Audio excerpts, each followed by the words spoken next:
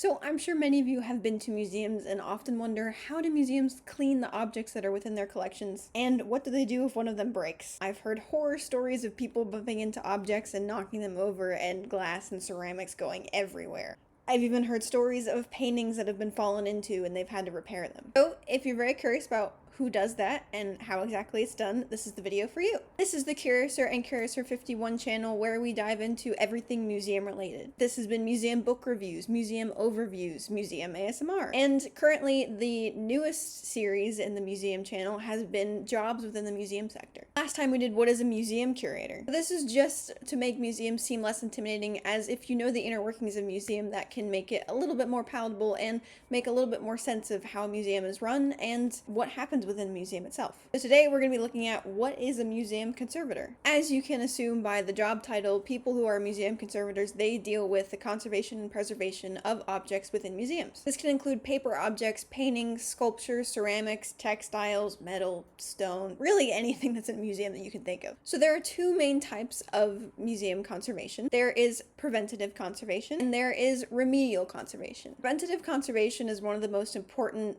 aspects of museum conservation, in my opinion, but I'm sure others can agree. The name preventative conservation is kind of self-explanatory, but this deals with preventing damage before it happens. This could be putting in blinds or curtains in certain galleries and museums that have too much light so there's no light damage. This could be monitoring temperatures, this could be monitoring humidity, but this also all depends on what kind of objects are within certain galleries. If you've ever wandered into a museum, then you've noticed that oftentimes paintings are put together, stone objects are put together, and metal coins are put together. This isn't just to make it easier for visitors to see what they want to see, but this is also a way of preventative conservation. Certain materials have to be kept at a certain temperature, paintings have to be kept at a certain temperature, and that's varied from what temperature metals have to be kept at. So if they have similar objects together, then that makes it a lot easier for preventative conservation to happen. An example of a type of preventative conservation that I have done in my studies is woodworm treatment. So this is taking wooden objects such as baskets, wooden panels, boats, anything made of wood, and putting a thin coating of woodworm treatment on top. This doesn't damage the object and it prevents woodworms from burrowing in. Now, the second type of conservation is remedial conservation. Remedial conservation happens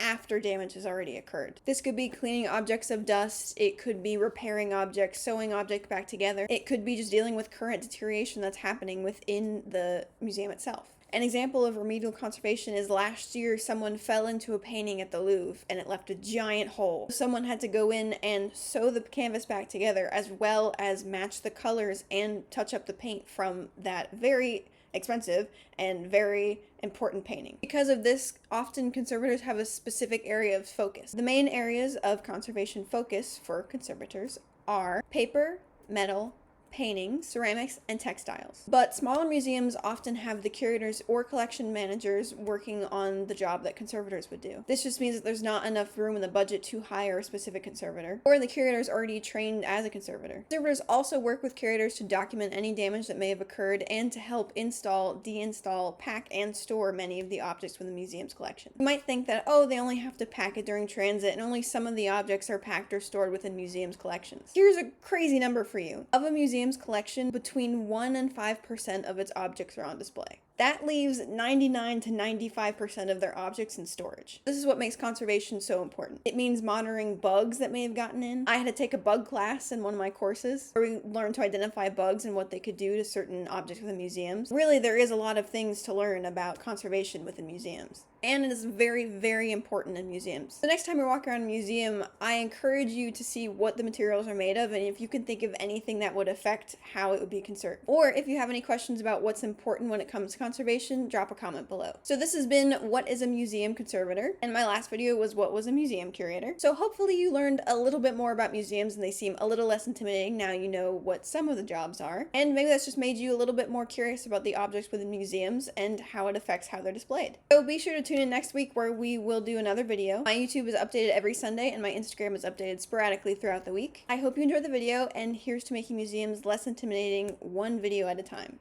See you next week.